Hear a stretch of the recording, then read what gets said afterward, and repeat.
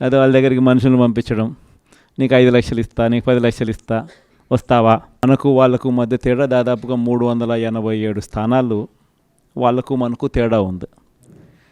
గెలిచిన వాళ్ళంతా కూడా మన పార్టీ గుర్తు మీద, మన పార్టీ జెండా మీద గెలిచిన వాళ్ళు.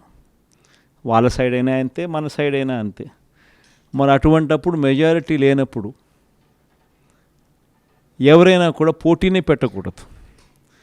మామూలుగా మీ జగనే ముఖ్యమంత్రి స్థానంలో ఉండి ఇటువంటి పరిస్థితి కన్నా ఉంటే, వాళ్ళకే కన్నా మెజారిటీ కన్నా ఉంటే అసలు మనం పోటీ పెట్టుండే వాళ్ళమే కాదు.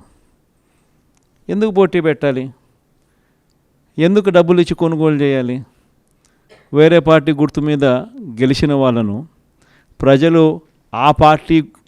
ప్రజలు వాళ్ళకు ఓట్లు వేసింది ఆ పార్టీ గుర్తును చూసి, ఆ పార్టీ పేరు చెప్పి, ఆ పార్టీ గుర్తును చూసి, ఆ పార్టీ తరపున వెళ్ళి ఓట్లు అడిగిన తర్వాత, గెలిచిన తర్వాత అటువంటి వాళ్ళను మనం ముఖ్యమంత్రిగా ఉన్నాం కదా, పోలీసులు మన చేతుల్లో ఉన్నారు, అధికారులు మన చేతుల్లోనే ఉన్నారు, డబ్బులు మన దగ్గర దండిగా ఉన్నాయి కాబట్టి ఆ డబ్బులు మనం ఖర్చు చేసి మనం ఎటువంటి పరిస్థితుల్లో అధర్మంగా అయినా కూడా మనం గెలిచాలి కదా అని ఆలోచన చేసి అదే కార్యక్రమం ముఖ్యమంత్రిగా ఉన్న వ్యక్తిగా మనం చేసి ఉంటే అది ధర్మమేనా? ఇది ధర్మం కాదు.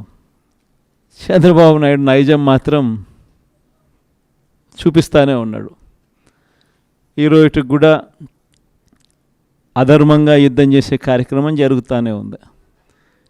అధర్మంగా యుద్ధం చేసే కార్యక్రమంలో భాగంగా మన పార్టీ తరపు నుంచి ఎవరైతే గెలిచినారో వాళ్ళందరికీ ఫోన్లు చేయడం, లేదా వాళ్ళ దగ్గరికి మనుషులను పంపించడం, నీకు 5 లక్షలు ఇస్తా, నీకు 10 లక్షలు ఇస్తా, వస్తావా అని పిలవడం, అడగడం.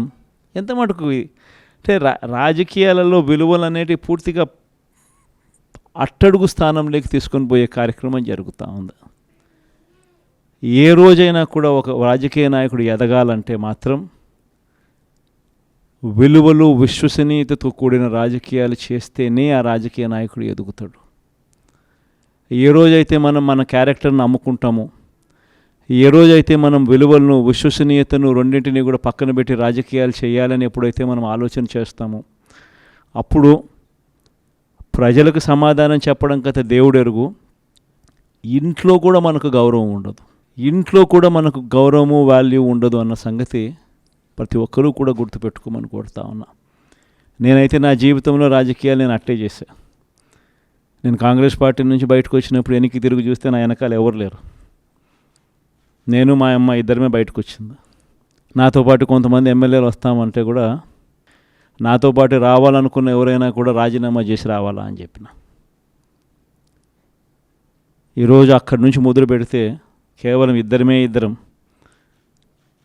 పార్టీ నుంచి బయటకు వచ్చి మొదలు పెడితే ఈరోజు దేవుని దయతో ప్రతి అడుగులోనూ కూడా విలువలతో కూడిన రాజకీయాలే చేశాము, విశ్వసనీయతతో కూడిన రాజకీయాలే చేశామని గర్వంగా తలెత్తుకొని కూడా చెప్పగలుగుతాం.